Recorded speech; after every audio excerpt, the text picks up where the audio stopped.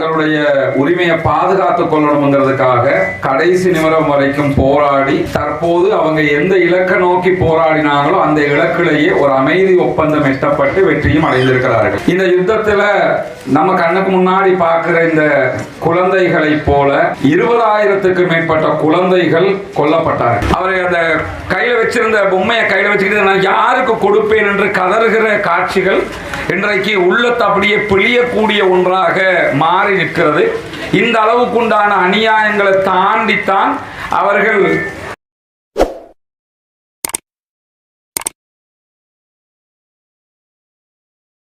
அன்புக்கினிய சகோதர சகோதரிகளே, நம் அனைவர் மீதும் ஏக இறைவனுடைய அமைதியும் கருணையும் உண்டாகட்டுமாக என்கிற பிரார்த்தனைகளோடு ரொம்ப ஒரு மகிழ்ச்சிகரமான தருணம்.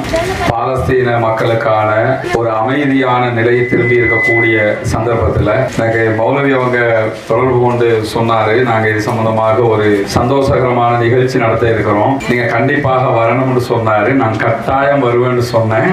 நான் அனைவருக்கும் ஒரு மகிழ்வான தருணம் ஏற்பட்டிருக்கிறது. கிட்டத்தட்ட 2 ஆண்டுகள் அந்த மக்கள் மேல நடத்தப்பட்ட தாக்குதல்கள், இதுவரைக்கும் ஒரு 77,000 அப்பாவிகள் கொல்லப்பட்டிருக்கிறாங்க. முழு நாடுமே அழிக்கப்பட்டிருக்கிறது. இருந்தாலும் தங்களுடைய போராட்டத்தில் இருந்து அவர்கள் பின்வாங்கல. அவர்களுக்கான உரிமையை வென்றெடுக்கணும், தங்களுடைய உரிமையை பாதுகாத்துக் கொள்ளணுங்கிறதுக்காக கடைசி நிமிடம் வரைக்கும் போராடி தற்போது அவங்க எந்த இலக்கை நோக்கி போராடினாங்களோ அந்த இலக்கிலேயே ஒரு அமைதி ஒப்பந்தம் எட்டப்பட்டு வெற்றியும் அடைந்திருக்கிறார்கள். அதிலும் குறிப்பாக நான் சொல்வது சின்ன பிள்ளைகளுக்கு புரியலனாலும் மற்ற பெரிய சகோதரர்களுக்கு புரியும்.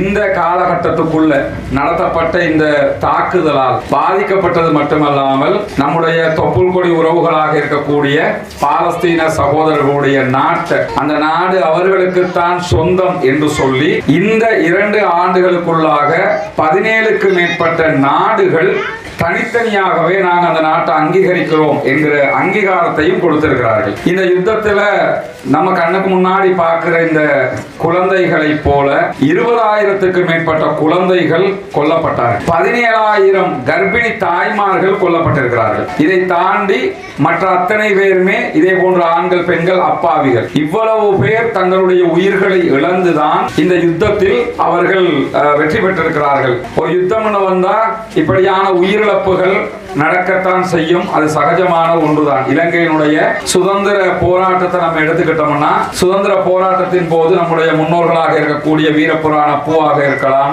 அல்லது இந்த நாட்டுக்காக போராடிய எந்த தலைவரை நீங்க எடுத்துக்கிட்டாலும் அவர்களை சார்ந்தவர்கள் என்று பல பேர் இந்த நாட்டுக்காக உயிர் நீத்து தான் நம்முடைய நாடும் சுதந்திரத்தை பெற்றிருக்கிறது. 1948களுக்கு முந்தைய காலகட்டங்கள் எல்லாம் இப்படி பல போராட்டங்கள் நடைபெற்று தான் நமக்கு சுதந்திரம் கிடைத்தது.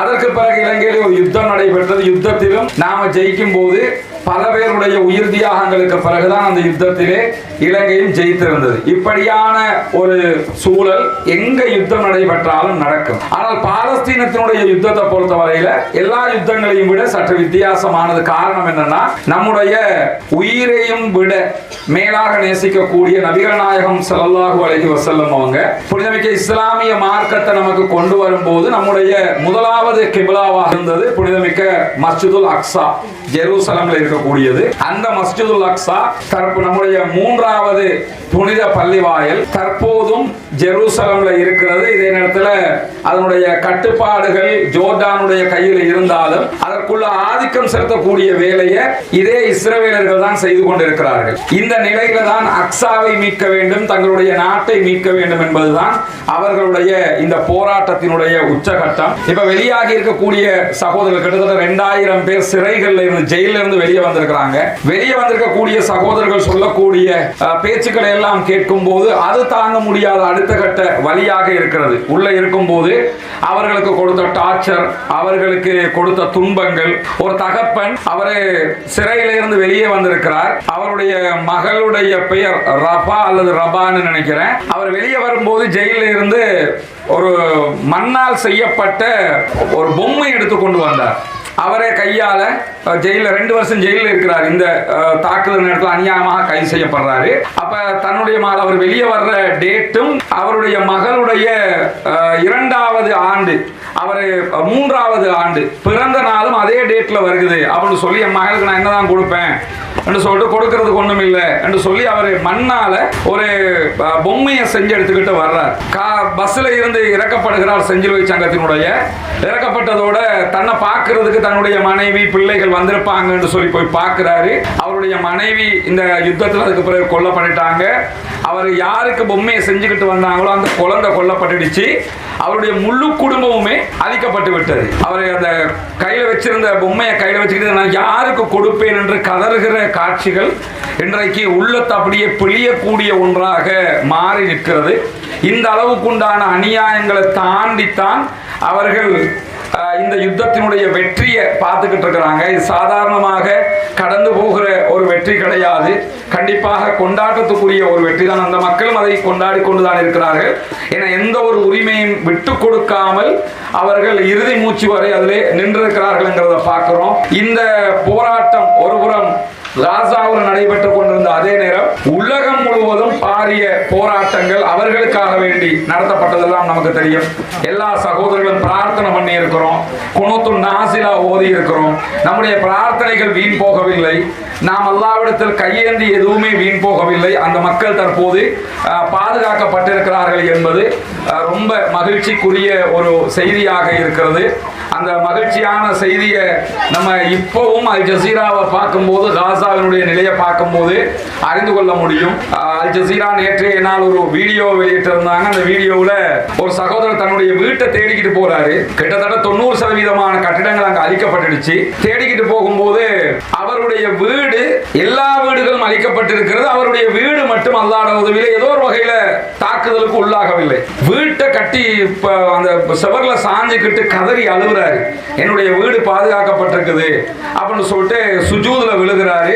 சுஜூதுல விழுந்து சஜதா ஷுக்கூர் பண்றாரு. இதெல்லாம் நடந்து முடிகிறது. இதெல்லாம் நடந்து முடிஞ்சதுக்கு பிறகு அந்த பகுதிகளில் அவரு அந்த அகதிகளாக வெளியேறும் போது குடும்பத்தை விட்டு மிஸ் ஆகிறாரு. இந்த நிமிடம் வரைக்கும் அவருடைய மனைவியோ பிள்ளைகளோ உயிரோடு இருப்பதான தகவல்கள் இல்லை. இப்படி எல்லா குடும்பத்திலும் யாராவது அங்கே கொல்லப்பட்டிருக்கிறார்கள். இருந்தாலும் இறைவனுக்காக பொறுத்து கொண்டார்கள். இந்த யுத்தத்தில் நாங்கள் ஜெயிக்கணும்னு சொல்லி போராடினார்கள். தற்போது வெற்றி பெற்றிருக்கிறார்கள். நாம் அத்தனை பேரும் இந்த வெற்றியின் பங்காளர்கள். ஏன்னா நம்ம அத்தனை பேருமே அந்த மக்களுக்காக பிரார்த்தனை செய்திருக்கிறோம். அதிலும் குறிப்பாக இந்த மாதிரி ஒரு நிகழ்ச்சியை அரேஞ்ச் பண்ணி இளம் தலைமுறைக்கு இந்த தகவல்களை கொண்டு செல்வது என்பது ரொம்ப ரொம்ப முக்கியமானது. ஏன்னா வரலாறு தோல்வியுற்றவர்களை பற்றி பேசாது, வெற்றி பெற்றவர்களை பற்றி மாத்திரம்தான் பேசும். யாரு ஜெயிச்சிட்டாங்களோ அவங்க தான் வரலாறு எழுதுவாங்க. உலக வரலாற்றில் இஸ்ரேல் தோல்வி அடைந்த ஒரு மாபெரும் யுத்தம் இதுதான். எனவே இஸ்ரேலியர்கள் தங்களுடைய இருமா போல் நின்றார்கள். அவர்கள் தற்போது மண்ணை கவி இருக்கிறார்கள், தோல்வி அடைந்திருக்கிறார்கள். கண்டிப்பாக பாலஸ்தீன மக்களுடைய தியாகம் வரலாறாக பேசப்படும், வரலாறாக படிக்கப்படும். அங்கிருந்த தலைவர்கள் ஷஹீத் யஹியா சின்வார், ஷஹீத் இஸ்மாயில் ஹனியா உள்ளிட்ட 77,000 ஷஹீதுகள் கண்ட ஒரு பூமியாக இந்த யுத்தம் மாறி இருக்கிறது. எனவே தொடர்ந்தும் அந்த அப்பாவிகளுக்காக பிரார்த்திக்கிற அதே நேரம் அவங்க கிட்ட இருந்து கிடைக்கிற ஒரு படிப்பினையை நம்ம புரிஞ்சுக்கணும். என்னன்னா, இவ்வளவுக்கும் காரணம் பாலஸ்தீன மக்களுடைய நெஞ்சுறுதி, ஈமானிய உறுதி. அதே போன்று அவர்களுடைய கல்வி, அவங்களுக்கு நாலேஜ் இருந்தது, படிச்சிருந்தாங்க. கொழும்புல இருக்கக்கூடிய சகோதரர்களாக இருந்தாலும் சரி, அவுட் ஆஃப் கொலம்புல இருக்கக்கூடிய சகோதரர்களாக இருந்தாலும் சரி, நம்ம லைஃப்ல ஜெயிக்கணும்னா நம்ம படிக்கணும், நம்முடைய கல்விகள்ல முன்னேறணும். அதனால கல்விக்கு முக்கியத்துவம் கொடுங்க. ஸ்கூல் படிப்பாக இருக்கலாம், ஆன்மீக மார்க்க படிப்பாக இருக்கலாம், இதற்கெல்லாம் முக்கியத்துவம் கொடுங்க. பிள்ளைகளை படிக்க அனுப்புங்க. அவங்களுக்கு நவீன டெக்னாலஜிகளை படிக்க வைங்க. அதே மாதிரி அறிவியலை நோக்கி அவங்களை படிக்கிறதுக்கு ஆர்வப்படுத்துங்க. இங்க இருக்கக்கூடிய குழந்தைகளும் எதிர்காலத்தில் ஒரு சிறந்த தலைமுறைக்குரியவர்களாக மாற வேண்டும் என்பதுதான் நம்முடைய பிரார்த்தனை. மழையும் பெய்து குறுகிய நேரமும் காரணமாக என்னுடைய உரையை நான் முடித்துக் கொள்கிறேன். வாஹர் தஅவானா அல்ஹம்துலில்லாஹி ரப்பில் ஆலமீன்.